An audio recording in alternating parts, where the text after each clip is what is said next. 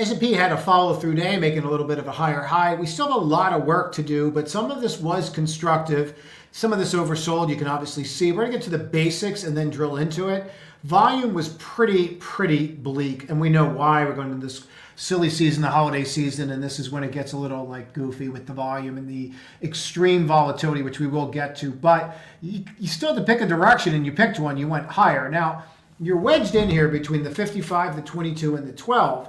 What's interesting is how overlaying these are and what they're telling us. So let's get into it. Now, I showed this chart on Saturday. We went over it a little bit today in the private and public videos in the pre-market. And what we're watching right here is the 5, the 20, the 50, and the 200. And they are percentages above that moving average. So for example, if we just get rid of all of these for a second, what this is showing us is stocks above the 5-day moving average percentage basis in the S&P is back to 37. And we were at that 2-3 level. And we talked about this last week where that was not really sustainable, was it? And we've been down here a couple times before. It's not really that rare. Really what was rarer, obviously, is going to be that 20. When you get to that level here, when that 20-day is at like that 6 or 7, I mean, that's pretty bleak. That's really a bleak area, and it's not really that common to get here. I mean, if you look in the past 12 months, you could argue you've only been here 3 times, and all 3 of those times eventually did lead to some kind of bounce. Actually, really pretty strategic area to start looking at buying. Does that mean we should look here? I think it does to an extent. If you take a look at the 55, this is just even more bleak, and you can see how little chance we are of here. We're hitting a 16, and then under here you actually got to, I believe it was a 1 or a 2. That was a 5. And then over here we got to that 10 level. So these are areas where it is just pretty bleak. Now, this is the problem with calling tops and bottoms. It's almost impossible to say you're at a top when everything is this oversold. It doesn't mean you can't bounce up and then become a top, but to sit there and call tops when 75% of all stocks in the S&P are below the 50-day moving average, it's really hard to see that. Now, strategically, you want the 200 to stay over the 50 level. You do not really want it to get below that. When you start cracking below that, you'll start seeing like periods of underperformance or sideways action. And you can see this pretty much everywhere. Matter of fact, if you go back and take a look from when we cracked here and then we were unable to lift, you'll see that entire time we were below that 50. And it really wasn't until you got above it. I mean, we could just kind of highlight the whole thing there, can't we? That you really never came back until you were above that 50. So when you have these periods, whether it's long or short that you're below here, it's not great. And you really don't want to be there. You don't really want to be below that. But if you were to use them as demarcation lines, we'll just take the big ones. It's not like you're going to just pop back up. But what it is like is that all of a sudden, yeah, people are going to pay attention to that area. And I'm not saying that you're not going to get false readings that lead to, rallies anyway, but they are these long-term movements that you want to watch. So when you get to here and then bounce, that can be strategic. Now, if you overlay all this together and you look at these levels and you see where you were when you broke above here or you broke above here, you're going to note a lot of these patterns fit in here. So I would argue that in the past 2 years, the pattern that you're seeing, maybe you've seen once. I don't really feel that it fits this narrative because of where we were on some of these. I really feel that it fits more the narrative of what we just saw in October 23. And I don't know that that was the area to sell. Now people will say, well, Bitcoin wasn't here or this didn't happen and blah, blah, blah, blah, blah. I'm just talking about technicals, one leg of the stool, right? This is only one thing. Macro can change everything around us. We know this. Now, when we focus on the stool, the macro, the fundamental, and the technical, and then obviously this is how we're going to trade. We're up here, and sometimes we lean on the front leg or the back leg. Technically speaking, you're oversold. So no matter how you look at it, you're oversold, and then you held. So they're the facts. These are not refutable. We had the great crash of Wednesday 2:30 till about 9:30 on Friday, and then it ended. How long that lasts, or do we bounce right back up? That's usually not the case. This takes some time and some backfilling, but we also have all the macro stuff to concern ourselves with and the fundamentals. Earnings are expensive here, guys. I mean, make no bones about it. It's not a cheap market, but we're becoming the only game in town, and we're going to get more into themes on Saturday. So make sure you subscribe, and make sure you definitely subscribe and watch Saturday's video, because we're going to get the themes for 2025, and it's pretty in depth. Now, I have somebody helping me with the content, which is great, but they pointed something out, and I was somewhat surprised by this. People that watch these videos that are not subscribed is 27.6%. All these videos are linked. So if you're watching Saturday's video, then you're going to want to watch Monday, Tuesday, Wednesday, Thursday, because they're all linked together as we follow through what our game plan was for Saturday. And also, you want to make sure that you hit the all notifications, which to me was kind of crazy that only 16% have the all notification put on. And the reason I say that is sometimes I put videos out at different times, and that way you're notified immediately of when it goes out, not when the algorithm decides to show you it. So, and some of this stuff's really timely, especially when we're in earnings season. And I'll come out with an earnings report, and then you could still be able to trade those names if you wanted to. And if you're waiting for the algorithm to show it, it might be after the market's closed. So if you subscribe, I think you need to also hit the all notifications button, but you do whatever you're comfortable with. Anyway, I just thought it was interesting that only 27% of people don't subscribe. I don't know. Someone told me that's not that crazy, that it should be, on average, it's usually higher than that. But I mean, if you're going to follow along, follow along. Anyway, so if we see how we're acting here, we did make the higher high close. So this is important before we go any further, and I do think we have to spend some time on Bitcoin here, because I do think that you're seeing some cracks, and I also think you're seeing rotation. And rotation to me is awesome, because what rotation means is that we're going to continue. And I do see signs of that rotation. But if we take a look at the ES here, tried to rally, failed, all of a sudden over test, and we're holding. Now, tie all this in with that ES move, and you can see that we're really here in no man's land back to these levels. So what we're going to do is we're going to take all this off for a second, and we're going to do the simplest of things. We're going to drop 50% on that level of that move down. And you're going to see that it's going to take us right here where our battleground was, test, retest, over. And that's really important, because up until today, we tried it, failed, and today we held and made a higher high. So that's actually a confirm move, the fact that you did it, and the fact that you are above here as well, even though you're not over. I do like that, and I do think that's pertinent. Some of the other things that I think we should take into account here from a technical standpoint, and so far all we're doing are the technicals, and I think we're going to lean that way because we need technicals for tomorrow. But if we took a VWAP from that level, I thought this was really interesting. Look where you came down to today and held. So you came down into this area early, up, down, test, retest, and then over. So you held that level from 11 o'clock on, you just ripped. And really, what was it? It was that retest. I didn't like a lot of the action, and we were really wicky today, and it made me really uncomfortable. Then you get this bar, and it's just like, nope, this is what we're doing. And then you form your little flags with your little dojis, and then pop, and then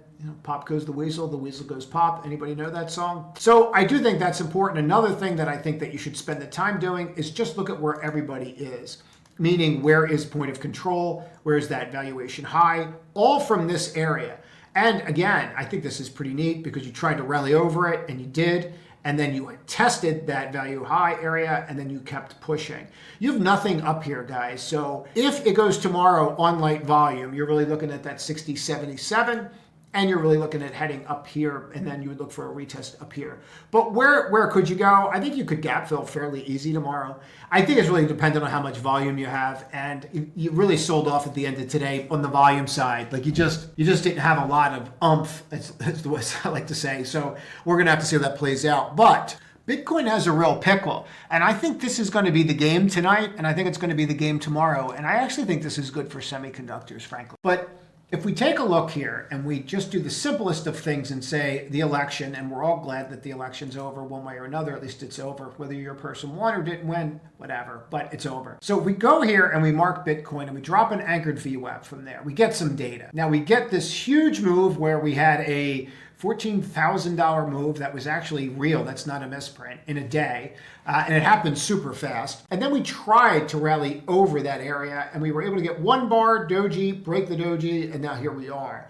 Now watch this before we go any further. 12, 22, 55, and there's that VWAP. All right, so then we look at this and go, okay, well, that close is pretty much the lowest close that you've had on the way up, except here. This needs to hold tonight into tomorrow. If we come in and this is weak tomorrow, the crypto names are gonna have a really bad day because we haven't been below this, and you're gonna have a lot of really weak retail hands tomorrow, and institutions are not gonna bail it out. So the MicroStrategies, the Coinbases of the world, I think they could have a bad day, but I would watch this. This is the big thing that I'm watching. There's two really big things that I'm watching, but this is really the big thing for me. Now, there's some other ways to look at this. Now, what I've done is I've taken a volume profile from the election, and here's point of control. And what I want to show you is you've broken point of control here, and you tried to get back over it. Now, I don't know that you're not going to get back over it. It's not what I'm saying, but for now, you broke it. And you have this wall up here, and that's exactly what it acts like. It acts like a weight sitting on your chest, and you're in the ocean and it's pushing you down. You need to get back over it and be able to use it more like a, some kind of bouncing ball would be a metaphor that I would use.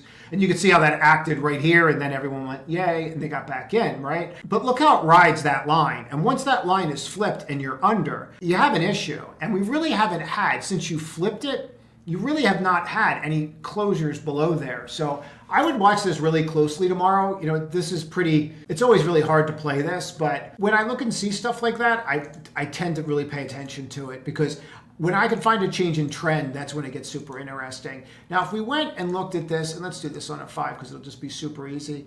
But on a 5, we drop that down. You can see the test, rallies, fails, and then tries to rally at the end of the day.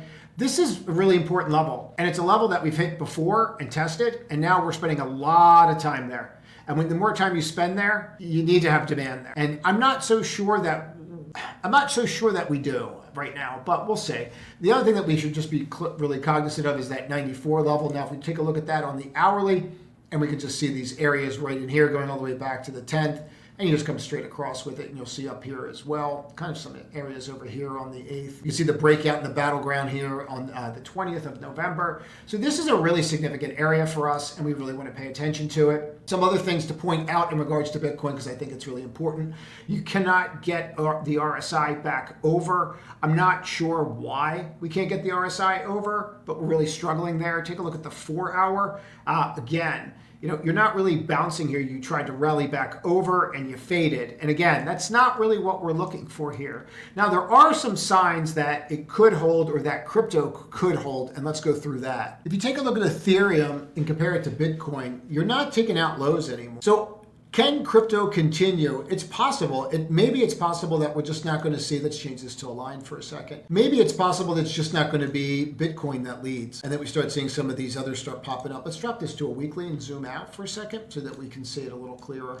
So I'm wondering if we're going to start getting to a level of interest where people are saying, okay, that's enough, and this is an area where we bounce. If we take that low from 2018, test, retest, fails, test, retest, rallies, backfills, and goes, right, in May. And this is where a lot of those crypto names outperformed Bitcoin, all your little silly coins that you guys all trade. But I'm wondering if you're seeing something like that again, so I think that's worth paying attention to. For me, looking at MSTR today has me wondering if we're going to gap down tomorrow. Now, I'll tell you why I say that. When I have these bars that eclipse, like this, and you can all see this, where you have a bar that eclipses like this one, and then the next bar is to just completely forget that bar eclipsed. That's a problem. The only thing I didn't do was take out that low, but there's a line right here, and I'll show you where it is. It's right there, and I broke it again. And I really didn't want to break it. That low on that is that 338.67, and I closed below it. So here we are, and we're kind of getting to that point where this peak VWAP is just becoming a pickle. So since this peak VWAP, we have not been able to close over that level.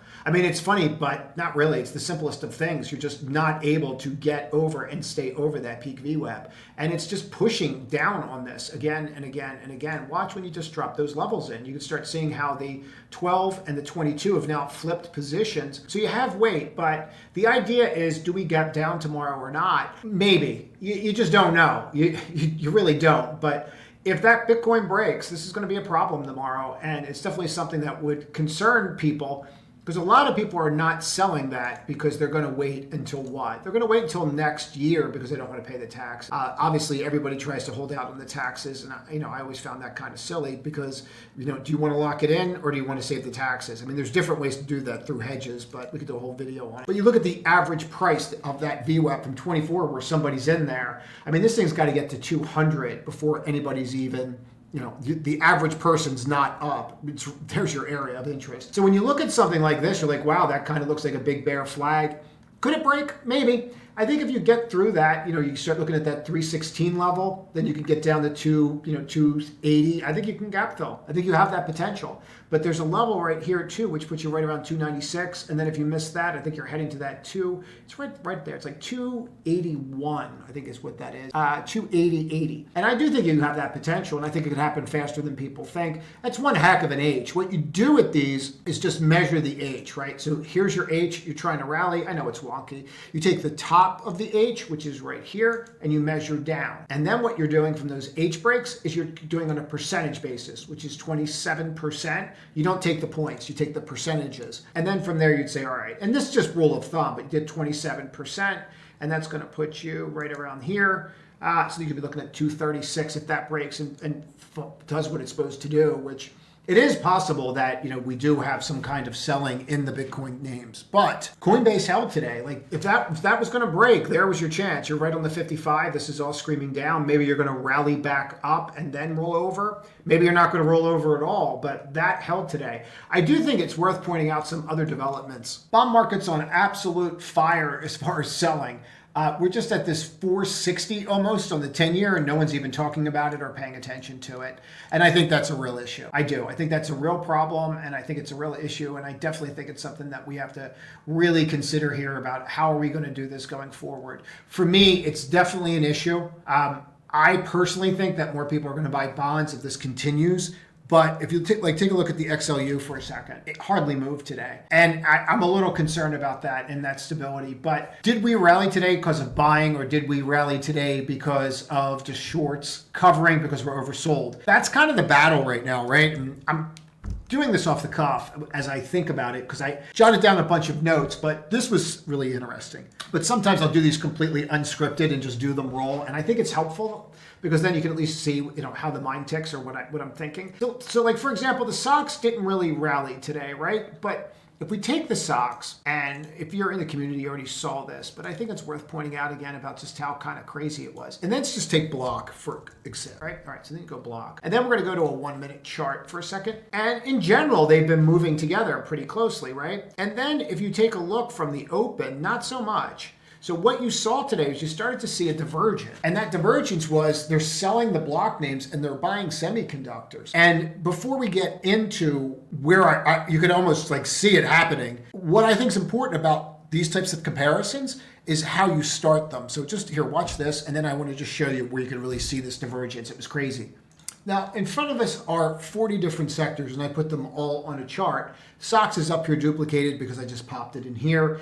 But when you look at what happened today out of 40 sectors, the semiconductors led. So we can say anything we want. Also, solar was starting to break out a little bit here. XLK, Robo, PW, NASDAQ, XBI. So when you start looking at these names, it's been a long day, but when you start looking at these names, it's like, okay, well, what didn't go up? And then what you do is you find the zero line, which is right where commodities are, right? They actually zeroed out. They're still selling energy. They're still selling some of the cloud names, and they're still selling some of the financials. And IGV, they were just dumping. But they are buying semis, and they are buying some of these solar names, which is interesting, and that leads us to this. Now, we started to see a little bit of a divergence with coin, and the short covering is at close to the 55. But if we look at what happened today with NVIDIA and AVGO, they kept going higher all day, and then all day long until roughly around 3:30, something like that. Coin started catching a little bit of a bid.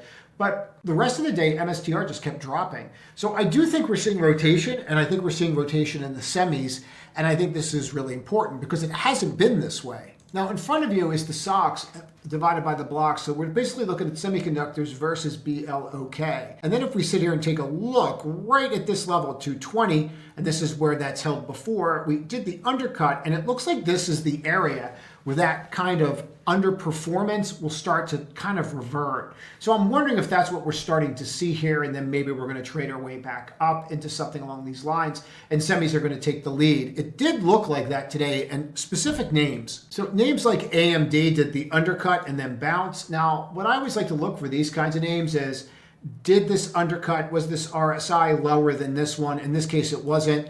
AMD is kind of like a pig to me, so it's not something I really play with anyway, but I do want to look at where the money's going. So if I looked at like KLAC, what do I see here? Okay, well, this is stuff that's interesting where if we kind of have that low here, right? And then we undercut that low, and then we compare from here to over, and we're turning like this, you're kind of washed out on the RSI, right? So that's of interest. If you went to look at lamb, and then you looked at the same thing, and you're like, okay, well, we undercut here, and then here we go. And we're going to get more into this on Saturday, but I think it's worth pointing out. But you see the divergence here? We're going to do these kinds of videos because the response to Saturday's video, which I will link at the end of this, and the idea of doing these kinds of educational classes seemed really responsive. Now, I mean, you're kind of getting it here too. You did the undercut and the RSI is not there. It doesn't look the same. It doesn't have the same kind of oomph or strength to it. ASML is ASML. I mean, that's kind of just being a beast. So as far as holding got to a key level, it seems to be holding. But my sense of this is that you're starting to see them pick. And I mean, nothing would be complete without talking about what we're seeing with NVIDIA, obviously, where, you know, we didn't even take a lower low. I always look at this relative performance. We didn't even take a lower low on Friday when the whole market did. We just bounced right back up. And then today you're up again. So you are seeing that support in that name. And technically there's a lot going for this. We're going to get into it on Saturday. I do think it's really important to get this. And I do think it's really important to pay attention that when we see these shifts, so then that kind of bodes, well, if the NASDAQ is where it is, right, and we're kind of oversold or at least not overbought anymore, let's say we're neutraled out, right, and we've come down to this level, and we know all the stuff we just did with the S&P and looked at all those levels. I'm sure you guys already saw this, but I don't think it hurts to pop that in, right? And just sometimes what you can do here is just even clone these. And what you'll do is you'll just get the channel right here and you just kind of drop that channel like right up. You're like, oh, well, that makes sense. When you see stuff like this, you're like, okay, so at the lower end of the channel, maybe we break, maybe we don't, whatever. But this is where we are. The S&P is completely washed out when we looked at all those breadth indicators. And then you're starting to have semiconductors get a bid. To me, they're not the pieces of when the market falls apart. Now, we have to get through tomorrow and we have to start shaping up for the new year. But I think that should be something that should be critical tomorrow. And I also think you need to watch Bitcoin tomorrow very carefully. That's it.